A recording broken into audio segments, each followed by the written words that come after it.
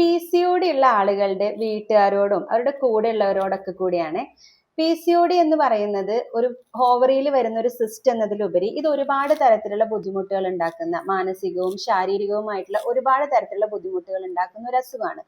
ഇനി ഈ അസുഖത്തിനെ നമ്മൾ കൃത്യമായിട്ട് മനസ്സിലാക്കുക, അവർക്ക് വേണ്ട സപ്പോർട്ട് കൊടുക്കുക എന്നുള്ളതാണ് നമ്മൾ അവരുടെ കൂടെയുള്ള ആൾ എന്നുള്ള രീതിയിൽ നമ്മൾ ചെയ്യേണ്ട കാര്യം.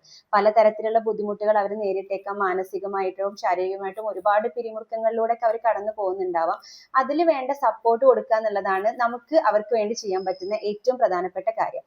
ആൻഡ് ആൾസോ അടുത്ത കാര്യം, പലരും ചോദിക്കാറുണ്ട് PCODക്ക് ശരിക്കും ട്രീറ്റ്മെന്റ് എടുക്കേണ്ടതുണ്ടോ എന്നുള്ളത്.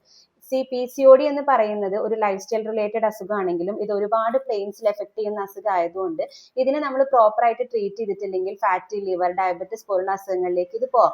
സോ നിങ്ങളുടെ പ്രിയപ്പെട്ടവരുടെ ആരോഗ്യത്തിന് വേണ്ടിയിട്ട് ഇതിനെ കൃത്യമായിട്ട് ട്രീറ്റ് ചെയ്യുന്നുണ്ട്, ശ്രദ്ധിക്കുന്നുണ്ട് എന്നുകൂടി നിങ്ങൾ ഉറപ്പുവരുത്തണം.